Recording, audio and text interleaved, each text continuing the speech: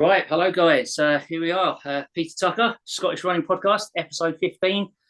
Flying solo today. Not got Sean with me, but yeah, really excited for this guest. I've known this gentleman for a long time since he was a young boy, so yeah, pleased to say we've got Phil Sesemann, GB international and newly qualified, soon to be Olympian for the Paris Olympics, who's obviously just absolutely smashed his marathon in Seville. So yeah, Phil, thanks for coming on, mate. How you doing? Yeah, I'm all good, mate. I'm all good. So, yeah. Thank you for the introduction, and yeah, pleased to be on here.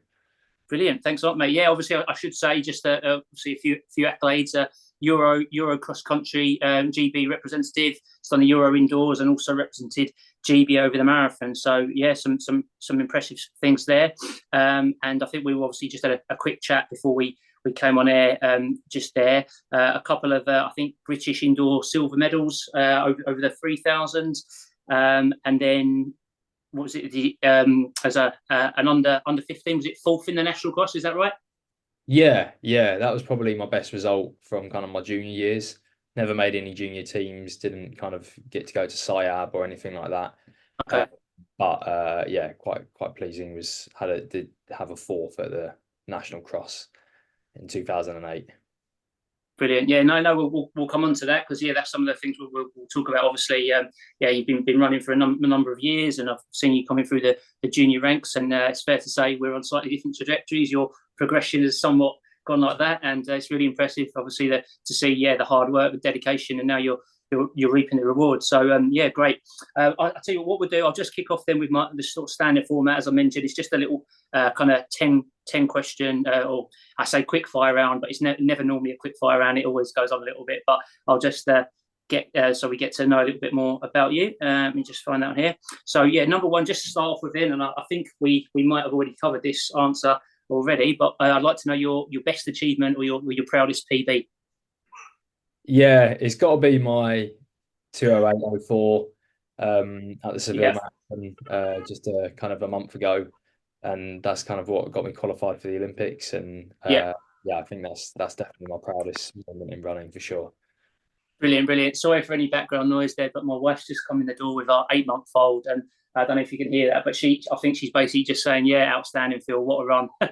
So Good. there we go. I've got my wife in the background mouthing sorry, but there we go.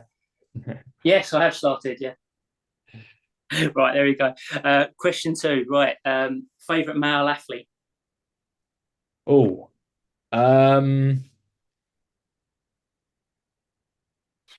I've got two dogs named after one after Kipchoge and one after Haile Gebrselassie. So yeah, I'll probably go with those and maybe of current guys. Yeah, big fan of like Jimmy Gressier. I think he's pretty aggressive with his running and his training, and yeah, I think there's kind of a lot to respect about the way that he races and goes about his running as well. Yeah, brilliant. Okay, good answers there. I'm just checking. As I said, I'm flying solo today without Sean. Does your screen show that we're recording? I think it is. Yeah, it does. It Yeah, did say recording started, so right, okay, that's good. Okay, right, next question then. Favorite female athlete? favorite female athlete. Um, I think Laura Mer. I think she's just so aggressive with the way that she races, and when you just watch her run, just her turnover, it just looks really Yeah, powerful, looks really fast. She looks like she's absolutely knackered 4 laps out, but then she yeah, just gets faster and faster and faster. And I just think, yeah, just watching that is, yeah, if you can try and emulate that, then you're going to go pretty well. yeah, yeah. No, brilliant, great answer. I mean, obviously, despite my accent, we are the Scottish Running Podcast, so I'm sure a few of our listeners or followers will appreciate that. But yeah, no, definitely, she's obviously clearly got just pure grit and determination. But it's obviously a little bit more than just that. There's obviously a lot of hard work and talent. But you can see, yeah, that I think even just chatting to people that not necessarily even runners, not athletes, people watching that I might watch athletics with, they just see certain athletes cross the line and look like they're just out for a walk in the park. I mean, obviously, we might have our suspicions about certain athletes, but certainly Laura, you can just see how hard she's working, and that's pure hard work and grit. So brilliant. Okay, right. Question 4. I don't, although I've known you for some time, I don't know if this is really your bag or what your answer is going to be here. But your favourite football team? Favorite football team? Uh, oh, I'll probably go Man United. Probably Oh my, dear, oh yeah, dear. yeah. I'll Right. probably go. Just if you think in the northwest of England, they're the best team by an absolute mile. They're the Yeah. true. Yeah, I would say that'd be my team.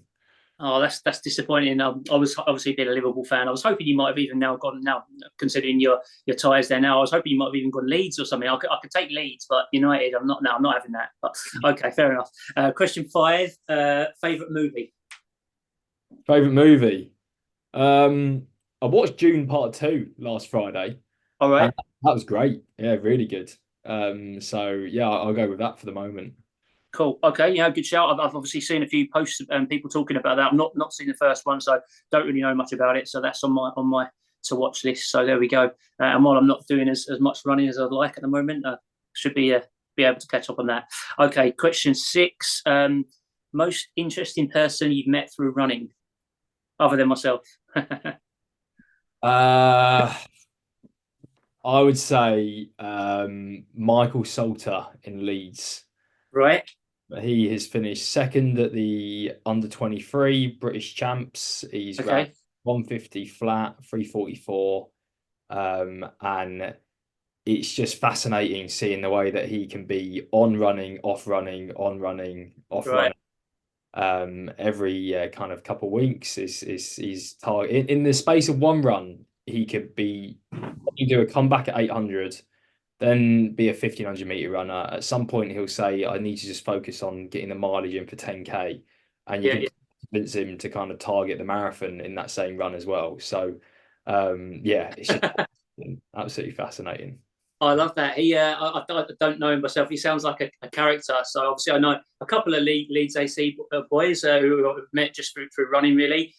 Jason Cherryman, of course, and also Ed Bovingdon, who's obviously now moved up that way. But he still runs for Leeds, doesn't he? Is that right? Yeah, he does. I think I'm doing a session with him on Saturday. I think he's getting All involved. right. So There we go. that'll be good fun. Yeah. Great. Okay, so Michael Salter, right? We'll have to try. I'll have to try and get him on at some point because he sounds like a character. But yeah, I'm sure you've met a few more over the years as well. Okay, and then yeah, question 7. Again, this could be. Well, I'm pretty sure I know what your answer might be if I was to ask you after August. Yeah, it could be just a local race. It could be the Dave Liston Beer Mile. Who knows? I don't know if you've done that. You can fill me in on that. But your favourite race? Um, I think the London Marathon. Yeah. It's awesome. It's so good. Yeah, it's been from London originally, knowing Yeah. lots of people across UK running, and just knowing how buzzing people get for it. Get lots of friends turn up and family turn up to watch. Yeah. It's an unbelievable experience to have and be towards the front of that, and Yeah. just when you're just burying yourself down the embankment and just having people shouting after you and supporting you. It's really, really good. Yeah, brilliant. Yeah, I mean, just as I said, normally I was probably going to comment on this a bit later, but since we brought up the London Marathon, yeah, obviously what an event, like you say, for all the reasons you just mentioned, and I guess even more so for obviously I've probably had my best run there, and you've obviously had some great runs there yourself for you. But yeah, even just nailing it as well because of, like you say, the crowd and being from the area, the support out there. Obviously, you've got ties to what we're commenting that. I mean, you've got ties to a few athletics clubs, and yeah, the support out there, and then to really execute it on the day, because as we know, there's so many variables in the marathon, but for it all to come together and smash it. And I mean, did you ever envisage you'd ever be on that elite men's start as a youngster, growing up the elite start of the London Marathon? Did you dream about that or?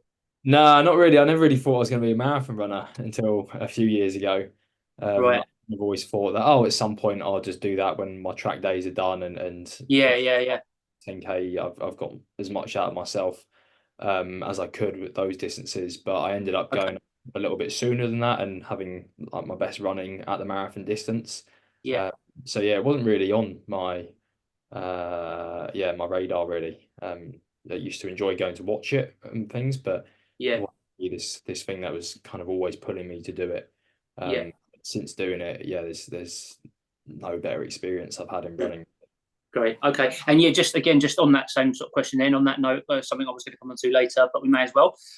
So you've done the London Mini Marathon, obviously. What was your best position in that? I think I was so I did get a second and a third, but in the borough race. So Right. Yeah, yeah, they I remember. Oh, did it change format during your time then? I'm not sure, but when I was doing it, you raced alongside the county athletes, but you actually would be given second, where I think I was probably about 14th overall. Okay. And I think at that time, maybe the county athletes would start like 20 meters up the road and Right. the athletes would start behind. So it was a strange format, and you would obviously still try and get to the front and get as high up as possible. And but you were always kind of chasing. So yeah, kind of a second and a third were Yeah. my best results there, but kind of a long way down on the top county guys. So yeah, you weren't really second in the mini marathon. Yeah, no, no, okay, no, that's fair enough. I was a bit disappointed because I didn't have that info there exactly where you finished, but I was hoping. Obviously, when I did it in my day, it was just literally the borough. I think 36 London boroughs. So obviously, yeah, running for Bromley in the it was a green vest initially, then a black one latterly. But yeah, I managed to scrape a seventh. But I can't remember if I think I was just maybe a year above sort of the likes of Mo Farah, who we'll come on to, that you decided to outkick the other day. But yeah, I had like Richard Ward and some other. So yeah, but I'll take seventh. But okay, so you've done me on that as well. Okay, next question. Your favourite session? Favorite session? I do like a long run now, but I'd still say kind of 2400s off a minute. Right. Just like a really tough session, but one that you can really just kind of dial into a pace Yeah, and yeah, yeah. effort. And a minute's actually quite a lot of recovery for something like that. Okay. You can actually run them pretty quick. Yeah. Um, and yeah, just always like doing that one. What sort of times are you knocking out there then for that session? We're going to do it in a couple of weeks. So the hope will be able to run maybe 62s, I think would be quite good. Yeah. I have once done it before with Dave Malarkey, one of my training partners at Leeds City. He's now out at Florida State Uni, and we averaged like 60.5 for Wow. the session. So yeah, arguably that was kind of my best ever session, really. Right. Brilliant. Okay, great. Yeah, no, it's not what I think I've maybe done 16 400s before, but no, I don't think I've done 20. So, and yeah, it's not really my favourite session. Being well, I was going to say being a marathon runner, but I'm obviously having good company here. But maybe that's where I'll have to go then. 2400s, we'll give that a crack. Okay, and then yeah, just a few more to go. Your favourite food? Oh, I'm pretty plain with my eating. I really like porridge. I just have my porridge every morning, maybe a couple of times during the day as well if I'm a bit peckish. Yeah. Just a bit of fruit, bit of Nutella, and yeah, I'm pretty happy. No, that's fine, mate. Listen, that's fine. There's a recurring theme here. We recently interviewed another athlete you might have heard of, a very successful marathon runner, Liz McColgan, and she loves the porridge. So there's a recurring theme there. So there we go. Okay. Yeah. Question 10. So just have you got a pet hate or a phobia? Ah, nah, I don't think so. No. No, Okay. No, yeah. that's fine. If you think of one, come back to me later, right? And then I don't know why I asked. This is just a stupid question. And being a sensible doctor and professional athlete, I'm guessing you haven't got much time to mess around in this. But do you have a favourite poker hand? No, no, I don't play Right, pop. let's just move on. Good answer. Yeah, let's keep it that way. Right, okay, that's great. Right, let me just move on to there. So yeah, no, really, again, just to give our viewers a bit of an idea, just give us a little bit of an insight as to sort of how you got into running, really. What age you were, and I think I can't remember. I think we spoke off air just what age you joined Blackheath Harriers. As I said, I joined in 1995. So yeah, just interested about how you actually first got into running and a bit about running for you as a youngster, and then your kind of progression.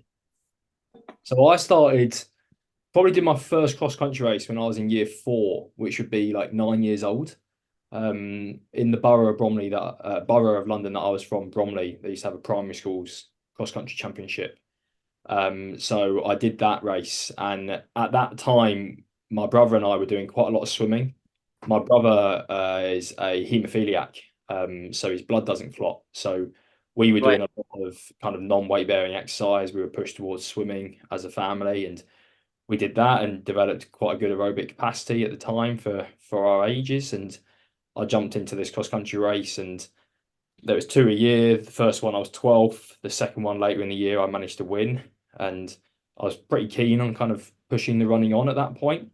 Yeah. Uh, but I had an uncle at the time, and he was from a family of runners and guys who did marathon and 800, 1500. Yeah.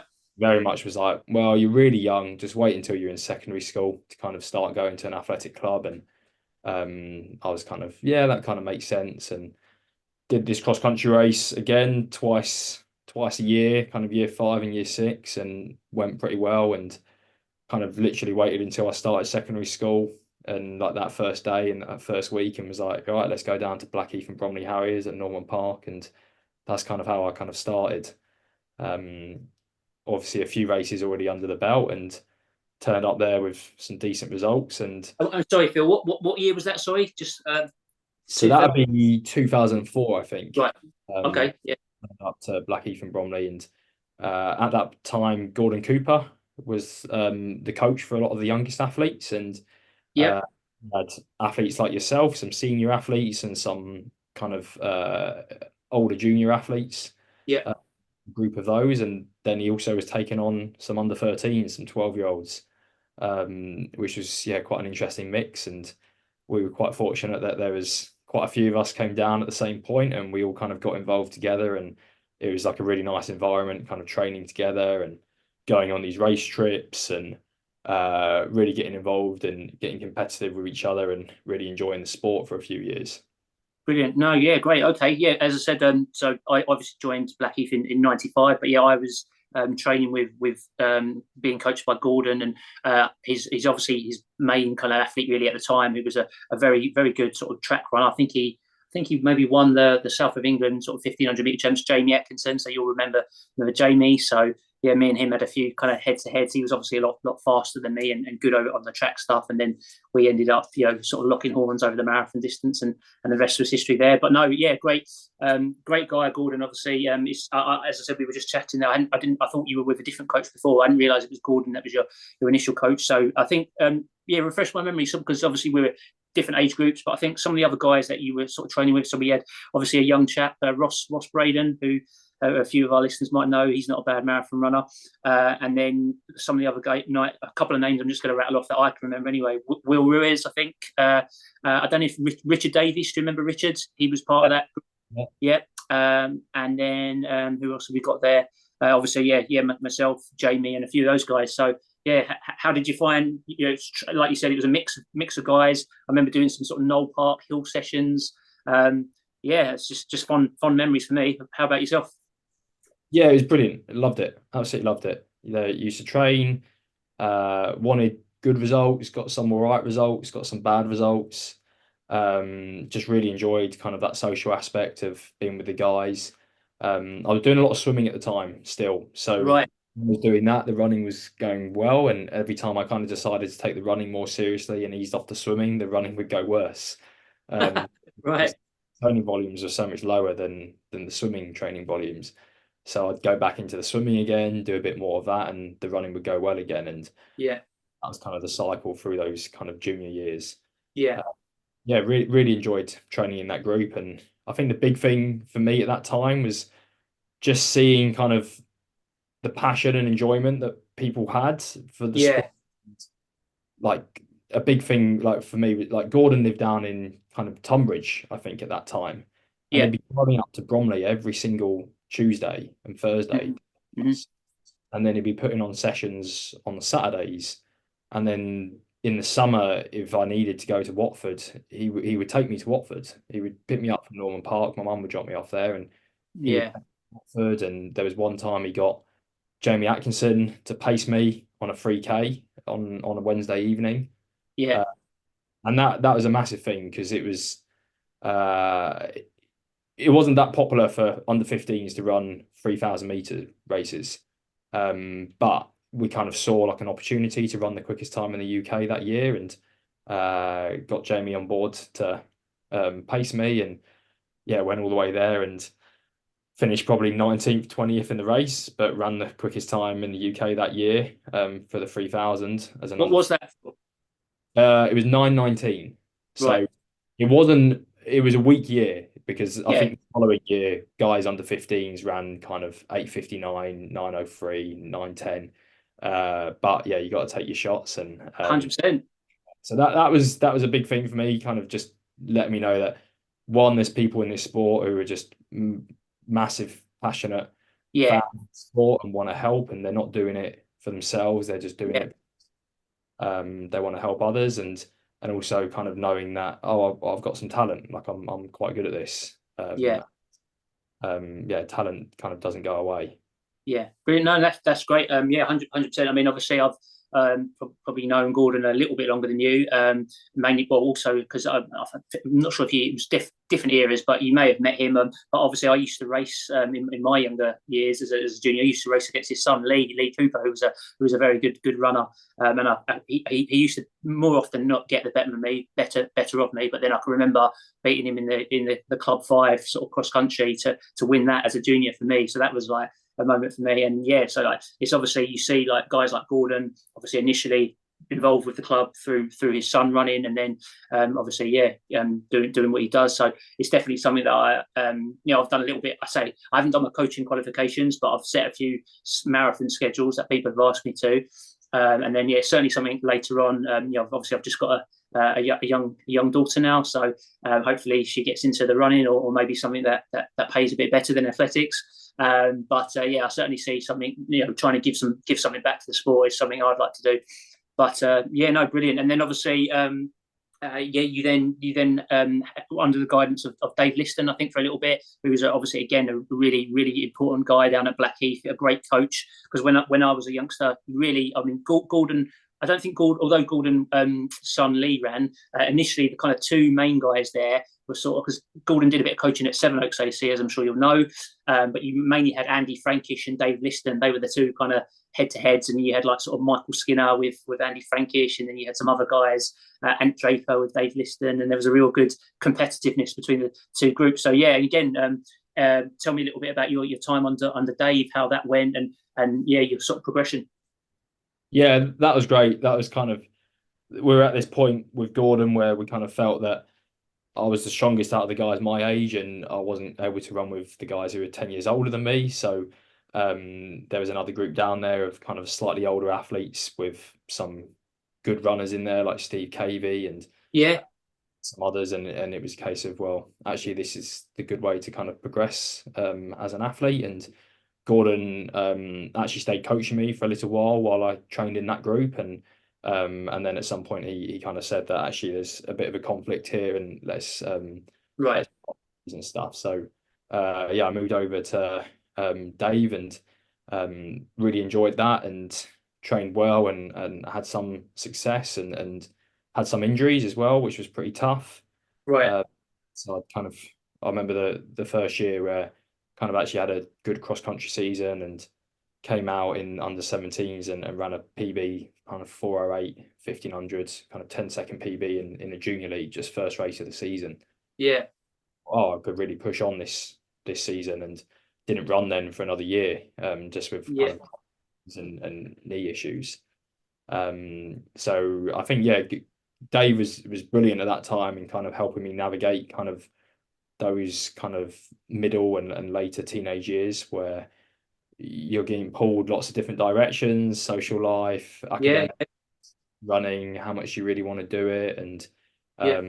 just made sure that running was fun, and alongside kind of a lot of the rest of the club, and we'd go out to Belgium every Christmas and Yeah. national cross, and there was always kind of a big buzz around those events, and it just made sure that even if results were going a bit rubbish, you were still enjoying yourself. So it definitely kept people involved in the sport who may not have.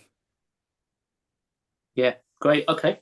No, brilliant. Yeah, I mean, and again, like you say, it's just yet another example of someone with their time and dedication. Because I think Dave sort of also had a few things kind of going on at home, looking after his wife and stuff. And again, the dedication for him, he was there, like you say, regularly every Tuesday and Thursday down at Norman Park, and then quite often on either, I can't remember if it was a Saturday or a Sunday. But I don't know if you ever took part in the, because obviously we did the Knoll Park sessions. But Dave was quite famous for his hills down at Scadbury Park. Did you get roped into that? Shore and Woods. Sure, Woods, but yeah, that was latterly actually. Before that, it was Scadbury Park, but you didn't get that in your. No, I used to do the Shore and Woods ones, and Right. yeah, enjoyed those a lot. And Matt Hill was also in the group at the time, and he was Yeah, really supportive, and that was a big thing for me as well. Uh, yeah, that support and yeah, um, guys like Eamon at the yeah. time, kind of we shared a birthday, and we both used to go out riding on our birthday each year, kind of thing, for a few years going, and quite enjoyed doing that and stuff. So yeah, Right, it's quite an important time because you're quite young and you're quite molded by those around you, and you're 100%. people who are passionate about the sport, and Yeah, maybe people who enjoyed the social side of things as much as they enjoyed the training and stuff, and that kept yeah. grounded. Yeah, it was a big thing. So yeah, I think the club was really kind of key in those like formative years, really.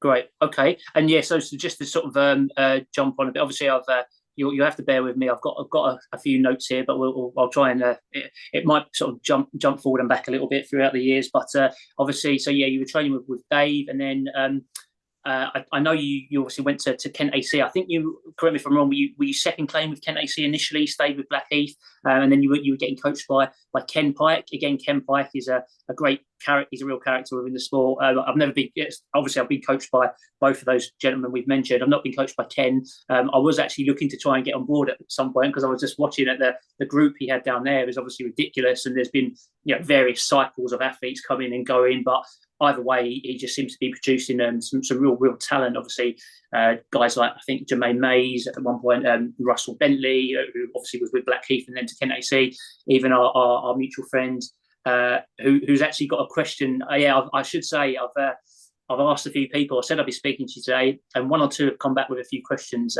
And then Andy Rayner's got a bit of an interesting question for you, so we'll come on to that. But anyway, he was under the guidance of Ken Pike, and I can just remember Andy.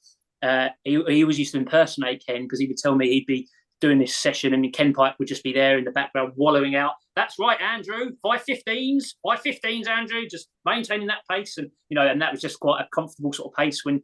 And if I could run a 5:15 mile at the moment, I'd take it. But yeah, so tell me a little bit about training with Kent AC. And again, I went down there, joined in a few sessions occasionally. I mean, there were guys like John Gilbert, Paul Pollock.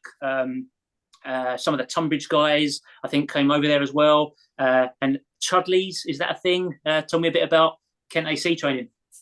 Yeah, I loved it. So I went there my final year of school. I'd kind of running at a level where, yeah, I needed to be pushed a little bit more than the guys in the Norman Park group, and Ladywell was pretty close. So I went down there, and Dave was really good at that point. 2 seconds. No worries. Similar to Gordon in a sense that when it was time to kind of be pushed and move on, he was very kind of open to it, and wasn't kind of a possessive coach or anything, and kind of holding on, and just said, I feel like I've kind of taken you to where I can, and now there's an opportunity to go and train with like you say, such a good group. And Ken was brilliant. He kind of took me under his wing at that point, and Yeah, hugely instrumental in kind of keeping me in the sport. And really. yeah, it's quite hard, kind of year 13, and you turn 18, you can go out drinking, and you can Yeah, go out whatever. And I actually probably got slower that year because I just spent so much time going out and enjoying being looking forward to going off to university and making sure that yeah, my academics was up to scratch. And he was so patient. He was very much just like, yeah, that's like fine, still supportive. At no point was he kind of disinterested, and he was very much kind of coaching me as a person rather than as a runner. And all I okay. did was produce results. And yeah, all through kind of like one of the hardest things was applying to medical school. Like you really is tough to kind of get a spot. Kind of once you're in, it's fine because you just pass the exams and you're going to be all right, and you just have to do the work. Whereas there's so much uncertainty with applying, and Okay. really kind of helpful and help guide me through, go through my personal statement and just make sure I'm on track the entire time. And Yeah. he was actually the first person I rang when I got an offer, to kind of let him know that, yeah, I was. Oh wow. Yeah. So yeah, that was a really kind of big year for me. Um, and then continued to kind of support me through those early years of university when running wasn't the focus and I was kind of doing other things, and I was traveling, I was going on holiday a lot, I was drinking, I was going out, Yeah. uh, and I was a bit heavier and enjoying myself. And he, yeah, continued to kind of be there for advice, soundboarding the Yeah. entire. In my second year of university, when I was up in Leeds, I kind of went to do some triathlon, and All at that right. the the running started going well again, just because of the aerobic conditioning from the swimming and the cycling, and kind of that was when I kind of went back to Ken for some advice, and he, yeah, definitely helped me kind of through those early years of university when I was kind of deciding how seriously I wanted to take the running. And we kind of at one point kind of went through all the options of the next few years. How do I want to take my running, and what coaches were available in Leeds? And Yeah. okay, I'll stick with Ken coaching me remotely. Do I find a coach in Leeds? And we weighed them all up, and he was the one who kind of advised me, like, well, Andy Henderson, you've been training in that group and doing bits with him, and it's going well. It's very convenient, and I think that's kind of the way to go with things. And again, like not like Dave and like Gordon before, kind of realised that this was the best thing for me rather Yeah. than their ego as a coach or anything like that. It was like, Yeah. Yeah. this is what's right for you. And yeah, that's still great seeing him at training and at races, and did join Yeah. the. You hear that? Those dulcet tones. Yeah, yeah, yeah. He's good, and he enjoys seeing him at the relays. And yeah, I saw Ken at Ladywell for a fartlek over Christmas with my brother and stuff, and Good. that Yeah. was really nice. Yeah, good, good, good. And I'm sure you maybe shared a. I was privileged enough. I managed to share a beer with you after the London Marathon. I think that was last year, and I'm sure Ken was there. I recall speaking to Ken as well. Maybe I had one too many, but there we go. But yeah, no, just Joy on that note. How it's Robert, isn't it, your brother? I don't really know him myself, but how's he getting on? He seems to have all of a sudden. Are you worried? Like, is he going to be catching you up soon? He's doing all right. Yeah, he's still quite fast. So he's older. He's 32, but he's pretty Oh quick. right. Hopefully, he sticks at the 1500 this season, and kind of gets his time down there. And yeah, he's had some decent results, kind of 24:30 odd or something for 5 mile. I think would probably be his best All time. right. Ran some all right kind of splits around Sutton Park at the sixth stage, and was 69th on the weekend at the intercounty cross country, which it'd be fair to say that he's been useless at cross country the last few years, road and track. So yeah, it's nice to see that cross country improving. And to be honest, it makes it really good when I'm at home, because it means that if I do go back to Bromley and stay with my brother, or with my parents, then, or we're on holiday, then training isn't something that I have to go and fit in on my own and slog through. It's something that kind of we just do, and is a fun part of the day. And yeah, you can keep up with everything. We can do sessions together and stuff. So it's great. Brilliant. Okay, so yeah, and just so I'm on the right page. So you said your brother's older than you, then, and you're what age are you these days? 31, I believe. Is that right? Have I got that right? Yeah.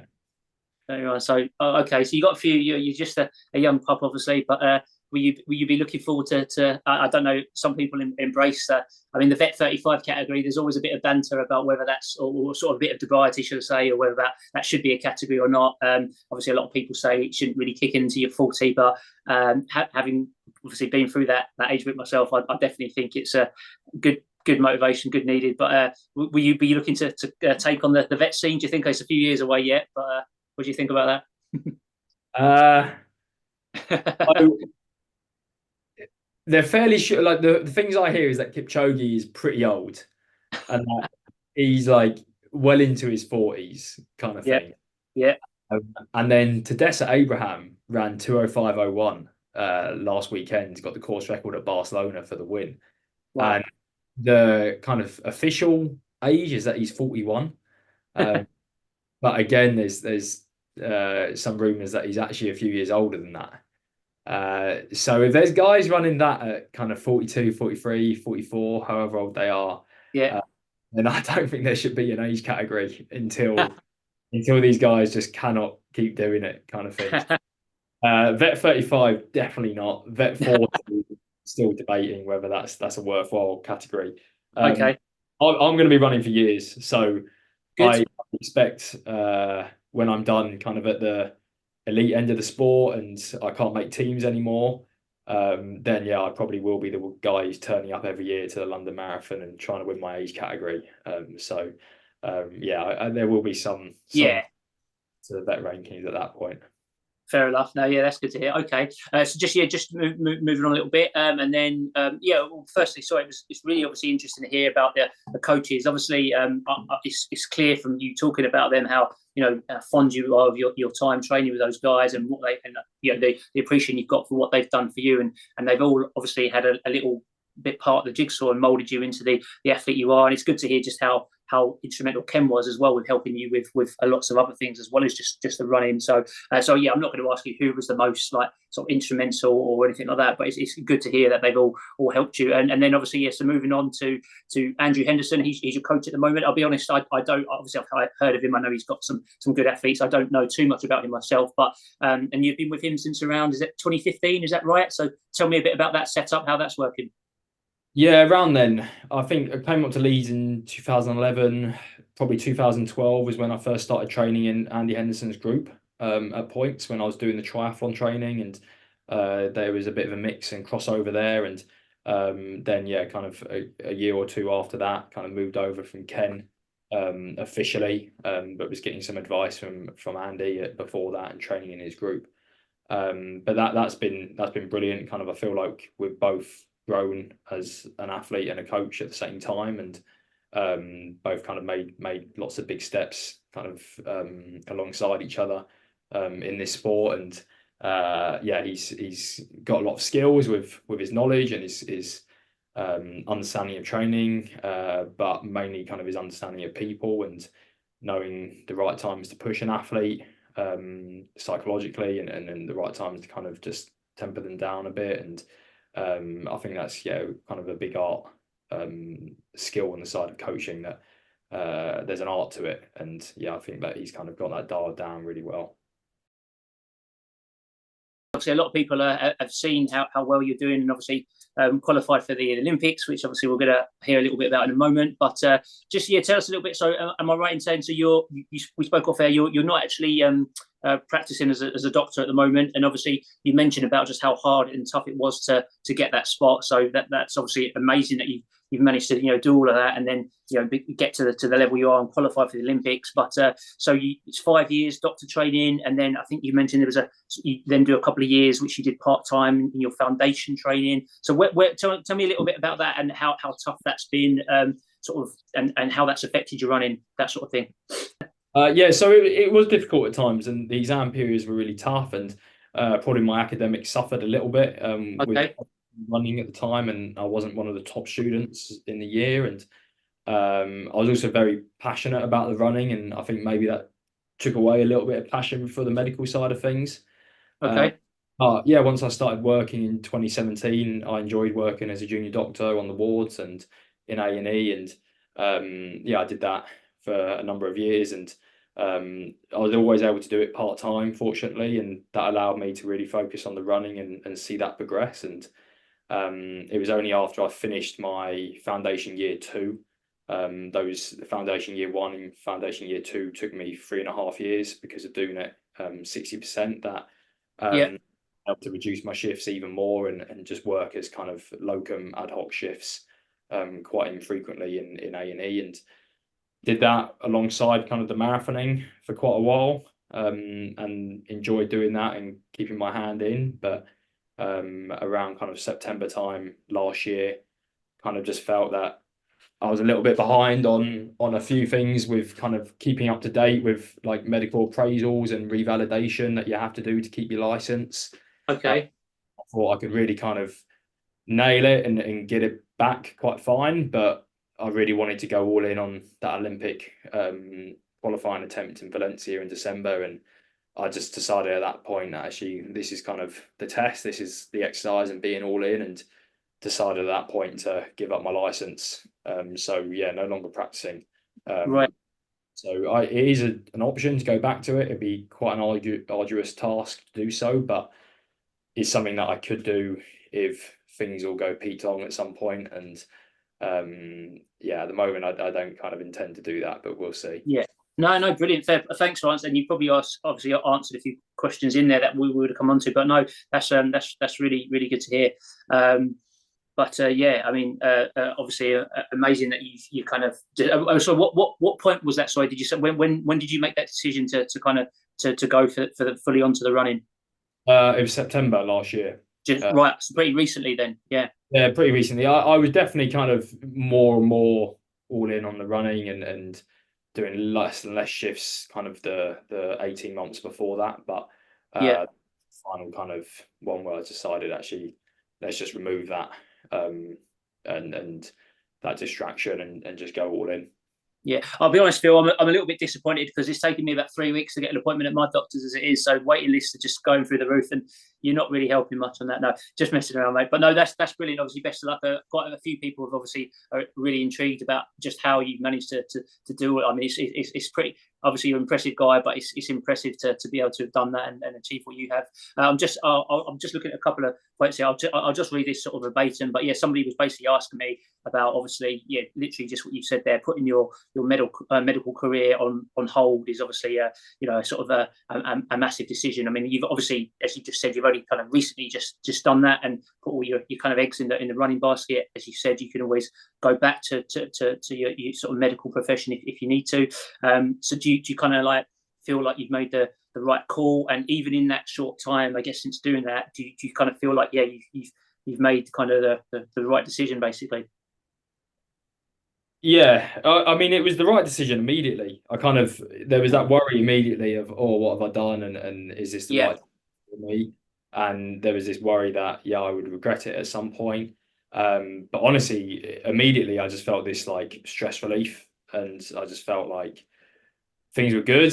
I was like, okay, I can just be all in on something. I don't have this other thing nagging at me in the back of my mind that I should be kind of focusing on or doing more towards, and it felt great. So yeah, it obviously helps when the results go well, and yeah, I ended up kind of getting the Olympic qualification that I was kind of dreaming of.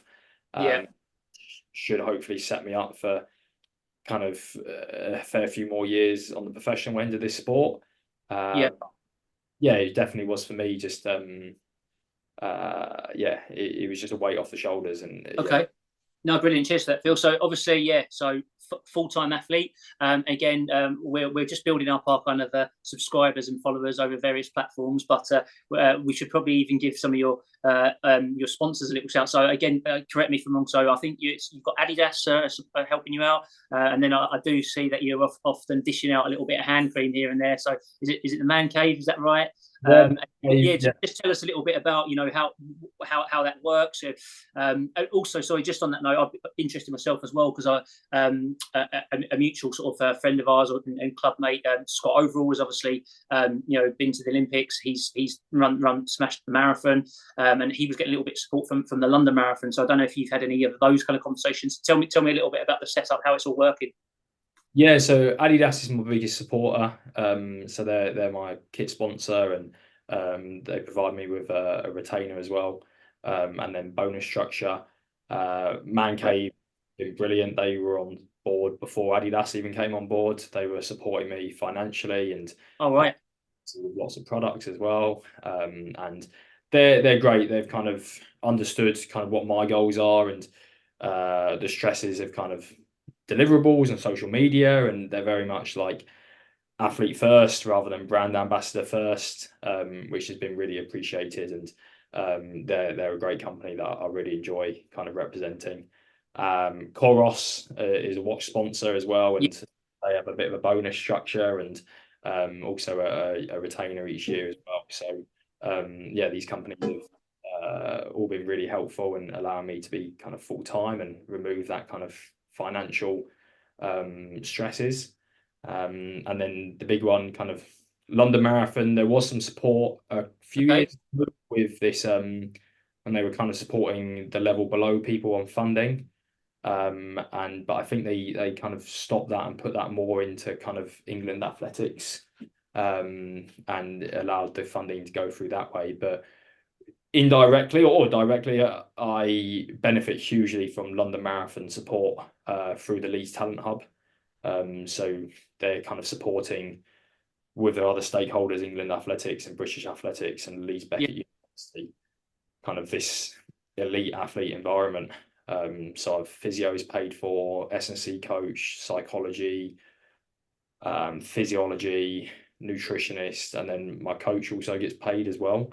yeah, Coach on the talent hub, and that's a really big thing. So just knowing that they're being supported, all the people who are helping you as part of your team as well. It means you can kind of lean on them even more so than you would have before, really. yeah. No, that's brilliant. That's good, great to hear, and I'm glad you're getting all the support. And obviously, yeah, wishing you the best of luck. So, but just, yeah, just on that note, so clearly you got the Olympic selection. Just before that, obviously, correct me if I'm wrong. It was Valencia. You had the real go at that.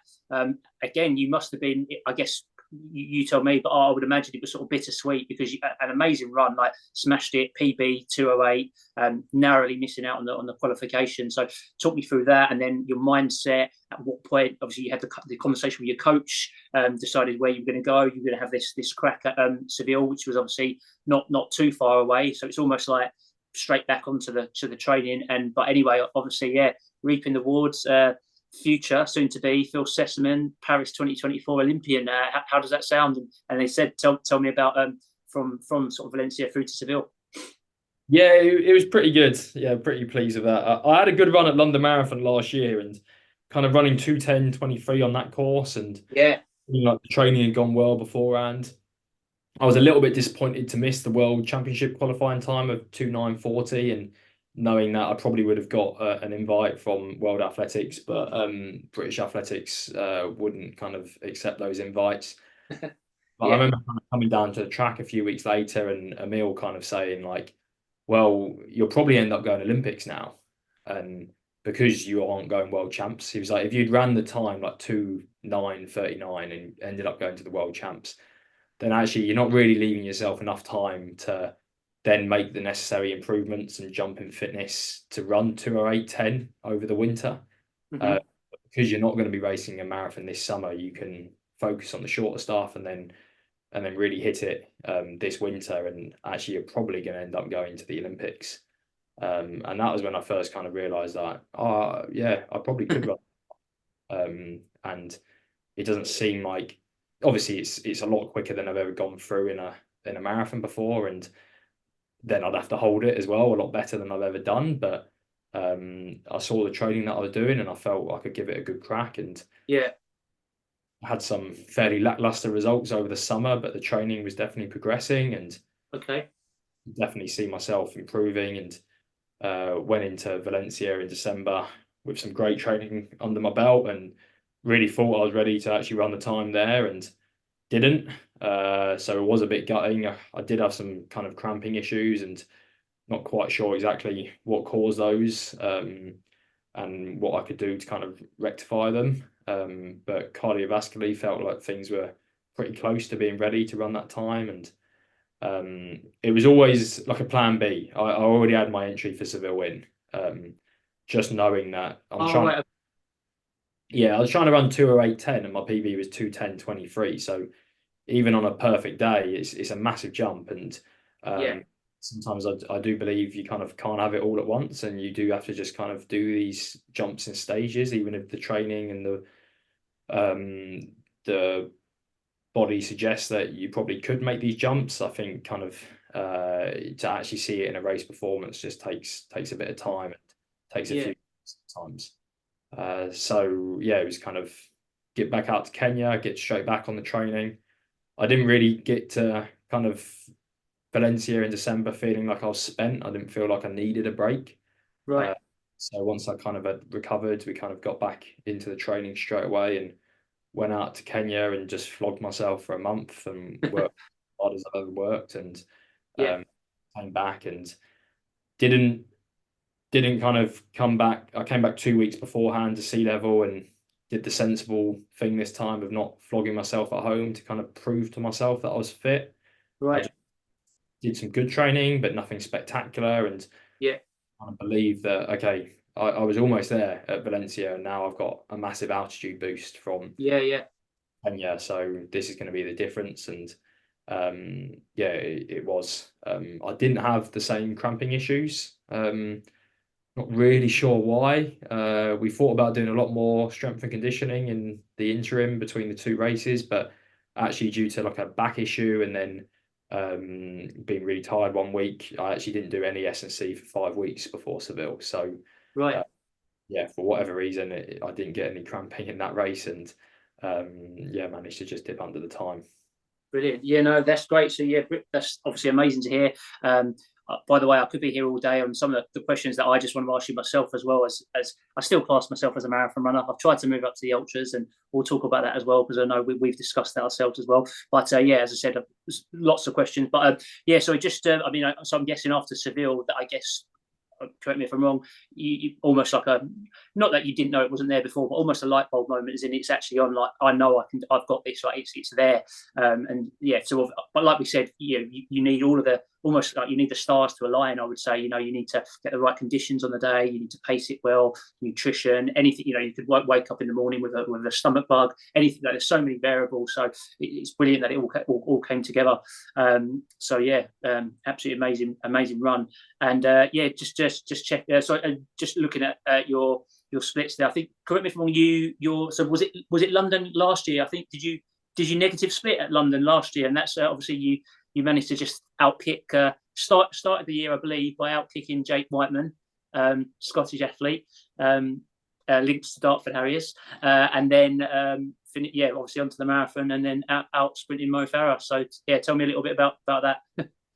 That was good and stuff, and yeah, that was a decent result at Sheffield on the indoors. A nice race with Jake, and the Yeah, sharpest it was ever going to be. I was in a block where I was trying to improve my VO2 max, and we kind of used that as a race to target to really kind of motivate the training and focus towards.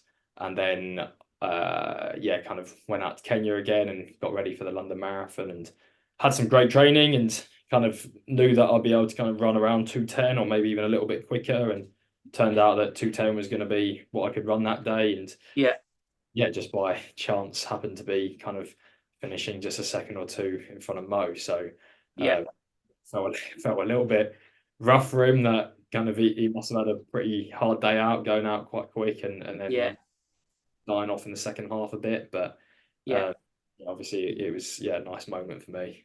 Yeah, and so second Brit that day, I believe, behind Emil, and negative split as well. Yeah, just by 2 seconds negative split, and yeah, I was second Brit that day. Brilliant. Yeah, I mean, well, we've all negative splitted at the London Marathon. My splits were slightly different to yours, but yeah, that was me on debut. So yeah, that's impressive. I'm glad I'm in good company. So yeah, moving on. Just yeah, again with Seville. Just looking at the splits there. So again, pretty amazing. So correct me, I'm just looking here actually. If we're looking at chip time in, where are we? So 63:59 at halfway. Is that right? And then obviously ending up with 2:08:02. I mean, amazing splits. Just the pace it's showing me on this chart I've got here through 5K, 15:08, averaging like 3:01 a kilometer, 3:01. The next split was 3 minutes, 3:02. Dropped a little bit at the Essex 2 mark after 30K to 3:03. I thought that's a bit slow. I was getting worried there. 3:03. No, that's amazing running, Phil. So yeah, is that right? 63:59 and then 2:08:02. Absolutely. Now, talk me a little bit about talk me a little bit about how the race went. Talk me through the race. Yeah, it was just a case of getting in the pace group. We knew what pace they were going to go and getting a big group. And there was one pacemaker and probably 40 athletes. And I like to stay towards the front when there's a big group like that, just to make it Okay. easy stations. And Yeah. just knowing that if there is ever going to be a split, just being on the right side of it. Because at those paces, you really don't want to have to drop kind of 3 or 4 seconds a K to kind of close the gap. You just want to be really just kind of steady and even. And Yeah. yeah, it felt really good. And then kind of even at kind of 35K, I felt, oh, this is happening. Like I'm feeling really strong here and we're moving nicely. And kind of saw a group going, and out of the 40, maybe 5 guys were looking strong, and realised then that just thinking back to Valencia and thought this is exactly what happened at Valencia. Like a group started pushing, and those were the guys who ran the time from that Olympic pace. Yeah. Everyone else did, and I just knew at that point that these are the 5 guys who are going to run the time. If you go with them, you run the time. If you don't go with them, you're not running it. Doesn't matter how well you close. So just kind of really kind of dug in and was feeling good, and then yeah, got to the kind of final 3K and felt like absolute death, to be honest. And it was really hard to kind of hold on that pace. And yeah, actually, to be honest, I was kind of convincing myself that I wasn't going to do it. I Really. splits and thinking I'm slowing here and I'm not up on pace. I'm really even, and I was really worried that I was going to miss it. And somehow I just managed to muster something in the final kind of Yeah. 500, but not much. Just Yeah. some just ended up kind of dipping under it. So Yeah. absolutely kind of ecstatic and overcome with emotion as I was kind Yeah. of the line. And yeah, knowing that yeah, as long as the selections go right, I should Yeah. be going. Brilliant. And sorry, Phil, just again, sorry, my lack of knowledge here. What was the actual time? 2:08:10 was it? Sorry. 2:08:10, yeah. Yeah. Right. So yeah, 2:08:02. Brilliant. That's amazing. So just to tell me a little bit, like you said, that's good to hear, because obviously, yeah, as we know, being athletes, even at your level, it's not all sort of plain sailing. It's not like you didn't just sort of get around that and find it easy. You obviously had to dig deep at stages. You obviously had your doubts as well. So obviously you conditioned your body, you've done the work. Like you said, you didn't do the strength and conditioning in between those marathons, but you were confident. I mean, it sounded like you said, when you got back from Kenya, you didn't do anything crazy at sea level, but that's and you didn't need to, but that's good. That sounds like a confident athlete. Like you say, you went out to Kenya, you trained your trained really hard, and you knew how close you were at Valencia. So yeah, it's just a question of executing the race. But yeah, tell us a little bit about the mental side of it as well. Like, did you do any kind of, like, I don't know, do you do any kind of work on that? Do you get any kind of anyone sort of giving you sort of guidance? Is there anything you do to sort of help you with that side of things? Yeah, I see a sports psychologist in Leeds. See him in the run up to marathons fairly regularly, and just make sure that my head's in a good space and I'm Yeah, feeling and I'm looking at the opportunity that I've got rather than with any fear. And yeah, it's a good way to frame kind of how I'm doing approaching the race. And yeah, I think that's really important.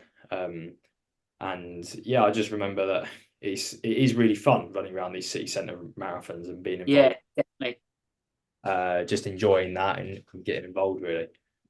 Okay. And so just also, yeah, so just on a couple of things there as well. You mentioned obviously about sort of not cramping up. Did you do much kind of different between sort of Valencia and Seville, and also what is your kind of strategy in terms of gels, electrolytes, that sort of thing? Anything else that I don't know about that I need to know about? So yeah, tell us a little bit about that. No, nothing was changed. I just do like a low residue diet for 2 to 3 days before racing, and then I'll probably the day before racing I'll have a couple Morton drinks. Yep. On normal meals that'll be fairly carb heavy, but I won't have huge meals just because I don't want to feel bloated and lethargic. And then race day, always rice pudding in the morning for breakfast, couple coffees, caffeine gum, and then kind of get on with it really. And luckily in the elite fields, I get elite drinks, so I just take a third of a bottle of Morton at each drink station every 5K, and that's it. No electrolytes or anything like that. Right. Okay. Brilliant. Okay. Fair enough. Just moving on a little bit. Just trying to see if we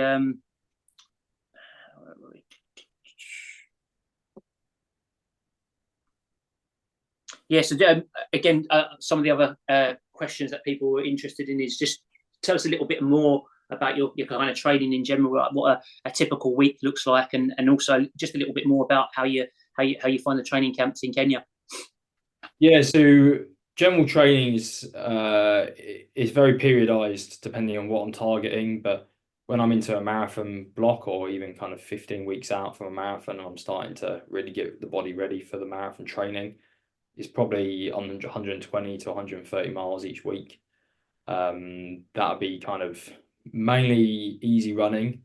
And then usually it consists of kind of Tuesdays. I quite like a double day at the moment. Enjoy that. So probably maybe 5 by 3K at just a bit quicker than marathon pace, and then maybe 12 by K in the evening at kind of just a bit quicker than half marathon pace. So yeah, pretty big sessions, and but they're relatively controlled and feeling okay. It's just the sheer volume of them. And then I would look to then probably do something a bit harder on a Friday, marathon specific, 4 by 4 mile of 1 mile flow, or kind of up to kind of 16, 17, 18 mile just straight at marathon pace towards the end of training. Yeah. And I like to kind of do like a long steady on a Sunday. So that might be at kind of 5:20, 5:22 per mile. Get up to kind of 22, 23 miles, that kind of thing. Yeah, that would be where kind of the general structure of the week is. And usually there'll be one lifting session in the gym and then running twice pretty much every other day. Just easy. 7-minute miling, that kind of thing. Just usually try and do quite like 10 mile in the morning, 10K in the evening, is usually how I do it. But I just adapt it to make sure I'm feeling good for the sessions, and but still getting my overall volume in. Great. Okay. And again, just what sort of when you are sort of doing it, what does your kind of strength and conditioning consist of? A lot of single leg work at the moment, just because we identified with some biomechanical testing some discrepancy in my stride length and my strength from either side. So we've rectified that and sorted that out a lot with the strength and conditioning. The lifting is fairly light. I'm not really pushing it too hard, and the kind of goal is to go into the gym and come out feeling better than you did, with a bit of pop in your legs and feeling kind of invigorated rather than absolutely buggered from how much you've been in there. And it's very much injury prevention side of things, rather than really looking for kind of any massive strength gains or anything like that in the gym. Yeah. Okay. Brilliant. Great. All right. And so, and just so tell me the obviously Olympic marathon. What 10th of August, is that right? Have I made that up? Yeah, 10th of August. So how long have we got until then, Phil? You'll probably know roughly. Well, I don't. Maybe 21 and a half weeks, something like that. Right. So yeah, I'm going out in 3 weeks' time to visit the course with my coach, and we're going to have a look at it and just make sure that the training is adapted properly to. Yeah. Sure, I'm going to be ready for the demands of that course, because it's very different to any marathon I've done before, with very large hills at kind of 15K and 28K or something. Oh right, I hadn't realised that. So it's not a fast course then. No, it won't be fast. It's going to be hot and it's going to be hilly. So it's a very different challenge, and just need to kind of adapt the training slightly. And then we're sitting down with the physiology guys at Leeds, Barney and Dan Snape, to make sure that we're got a plan in place to best prepare for that as well, the heat side of things. Right, fair enough. Okay, no, that's great. And so, sorry, did you say you've got when does the kind of training block start? Have you got any sort of training camps between now and then? How does that all work? Yeah, so the plan, I'm gonna do some pacemaking at London Marathon in 5 weeks' time.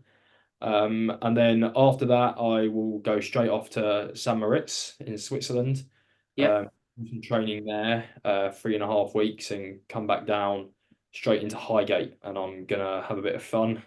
First time at Highgate, and Wow. it, and it actually works really nicely at this Yeah. stage marathon block to get fast, and it's definitely kind of motivating me a lot to train hard and push the shorter stuff.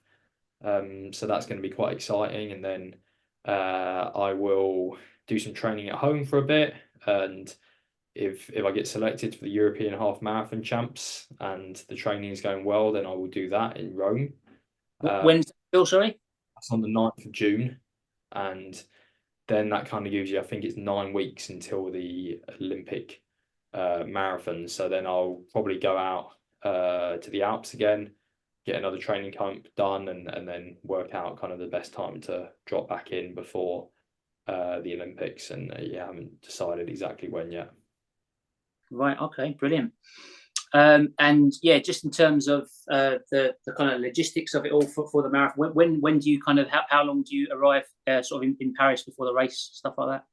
Yeah, not sure. Yeah. So the opening ceremony is 15 days before the marathon. Okay. So just need to work out a balance of, yeah, if I'm away from home, I kind of follow the belief that like I can train great in Leeds. Absolutely love training here. I've got everything I need, and the only reason I go away to train is for altitude. That is the only reason. And even then, kind of 2 weeks before the Olympic marathon, if I've got the opportunity to go into the holding camp or the opportunity to stay at home, then yeah, it's a way up of well, how worthwhile is it being in the holding camp and compared to being at home. But yeah, the big difference is there might be some kind of heat exposure Yeah. by being in Paris rather than Leeds at that time. So yeah, we'll kind of work it out and have a chat with the guys at Team GB and British Athletics, and also my coach and the physiology guys here to kind of come up with a plan. Brilliant, brilliant. Okay, well, yeah, just sort of nearly there. Just probably a couple more sort of questions and things, but obviously, thanks for your time. But while we're on that note, yeah, obviously, just want to just say, wish you the best of luck. Really excited. As I said, I'll do my best to see if I can get a pass to get out there myself and run around the course like an excited schoolboy shouting at you. But yeah, I'm sure. Have you already got? Is there any sort of talk about a big sort of contingent from Leeds AC, maybe even Blackheath, or just some of your other friends and family all going out there? Yeah, there's loads. So it's really exciting, and people will be heading out and getting involved. And I think some of the guys from Kent with my brother are going to cycle, and Right. so we've got a few people there. So yeah, it's really exciting and can't wait really. Brilliant, great, okay. And where are you going to get the tattoo?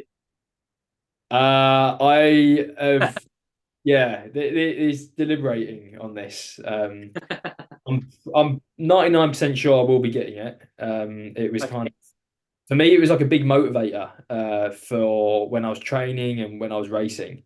It kind of when you're trying to really motivate yourself in a really tough part of a race, you need to be thinking really simply. You don't want to be thinking like, oh, this is all I've ever wanted and this is what people are supporting me. And Yeah. don't want to be thinking about all of it. You just want really simple stuff. So, um, for example, if you've got a time bonus, if I run under a certain time, I just think about that number, that money, that number. And actually, even though that sounds really superficial, No. it's actually really easy. Like when you're really hurting and you've got a mile to go, if you just dangle 10 grand in front of your face, and it's actually a really easy motivator just to Yeah. there's not a lot of like cognitive thought that needs to go into it. It's just very Yeah. simple and instinct based. And yeah, for me, the Olympic tattoo was that. That was the I Oh, just really? tattoo. That's you used to think the Olympic tattoo, and I didn't have to think um like, oh, this is all you've ever wanted, and you've trained for so long, and you've done this for 2 decades, and you never thought you would make it to the Olympics, and think about Paris and all your family. I just thought tattoo, and that symbolized all of that for me. Yeah. Uh, Yeah. so yeah, it definitely kind of I want to get it, but yeah, I haven't decided where yet. Brilliant, great. Well, Phil, do you not think you should have maybe already got it, and then that could have been the motivation for you to run? Yeah, My advice to you is you maybe should have done that before sort of Seville, maybe you Valencia. Sorry, maybe you'd have done it then. yeah, it'd be pretty rough that, wouldn't it? It just we discussed this. I said, "Oh, what about racing in like a crop top? You know, like the old triathletes used to do back in the noughties, and they used to run in kind of speedos and a crop top." And I was Yeah. like, "But if it's going to be warm and you can dissipate your heat a little bit better, then surely that's a better thing." And we kind of said, "Yeah, but you have to balance like the embarrassment factor and whether like whether having that level and whether you can get past the embarrassment would be actually beneficial and weigh that up." So. yeah, I didn't do it in the end. Fair enough, mate. So just on the sort of sort of talking about competitiveness and that, I just a bit of a random question for you here, Phil, and I don't think you'll know the answer, but have you got any idea what mine and your head-to-head looks like? No, I can't tell you, Pete. I've never checked that. I apologise. No, it's all right, Phil. I'm not. I didn't expect you to have known that. It's all right, and I'm not. Okay, but I just happen to. I don't look at it every day or anything, but I just happen to glance at. Just have a rough guess. What do you who do you reckon's? Bearing in mind this is just on the power of 10 I'm looking at. So it's a shame that the power of 10 didn't exist when you were about maybe 12 and I was about 20, because that would have been a bit better for in my favour. But well, I'll tell you what. It's 2-1, Phil. So it's pretty close. 2-1. Go on. I reckon you've got it. Let's say. I haven't, unfortunately. Yeah, I would have mentioned that a lot earlier into this podcast if that was the case, but it's 2-1 to you. And just for the on the basis of banter, I'm just going to run that by you. So yeah, and again, we've talked about slightly different trajectories that you and I have got in running, but so probably this is going to I'll probably have to get this framed. So one of the proudest runs in my career is going back to the Kent Cross Country League. I don't know how I managed to beat you in a cross country, because I'm awful at cross country. So you must have had a bad day at the office, or maybe just that age gap really showing there. But yeah, I came 11th in 35.57. 35.57. You were just one place behind me in 36.09. I like to think I maybe outkicked you, but we'll take that 12 seconds there. And then after that, which one? Which Kent League?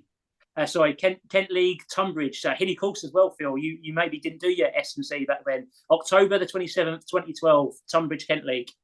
Oh, good. All right, and then yeah, again, times have slightly changed. Then we're jumping forward a few years now. 2015, Bupa, London, 10,000 meters.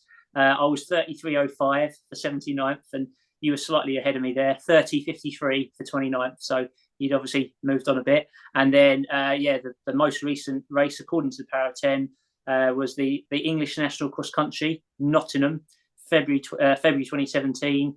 Do you know what? I'm not even going to mention my finishing. Yeah, I will. I came 402nd in 47.52. I don't know. That's a real bad run for me, even for me. And you were obviously well, you were 59th in 42.22. Do you remember that race at all? Yeah, I do. Yeah, it's not obviously not racing against me, because so how did that race go for you on that day? Well, it was all right. I'm just not that good at cross country. I mean, even last year I was 18th for the national cross, despite kind of running 2:10 at London Marathon 2 months later. So yeah, it's just not my forte, really. Fair enough. Okay. Yeah. So I think we're only on for another sort of kind of 6 minutes or so. So I'll start sort of wrapping it up. But I also thought we just mentioned here. So obviously you're now a proud club member of Leeds AC. Do you still have ties to Blackheath? I know you were second claim for a bit, I believe. But are you still a second claim member of Blackheath and Bromley? Or I'm not entirely sure. Yeah. Okay.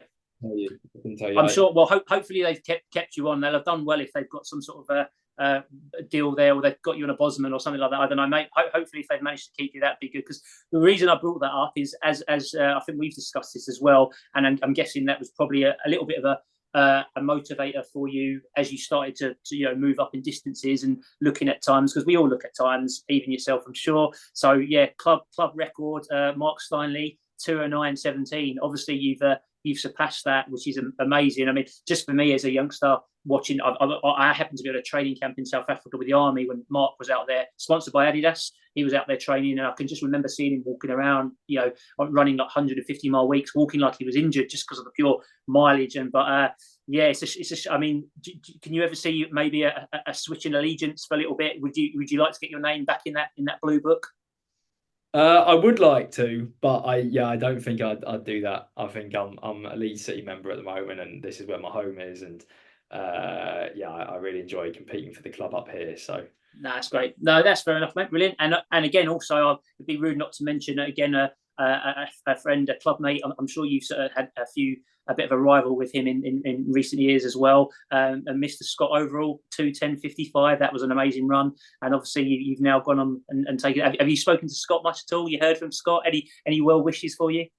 Yeah, he's messaged and said well done, and yeah, I did enjoy kind of poking, pointing that out after the London Marathon last year, and his Brilliant. first response was oh, carbon, blah, blah, blah, blah, blah, and all this. So yeah, that was good.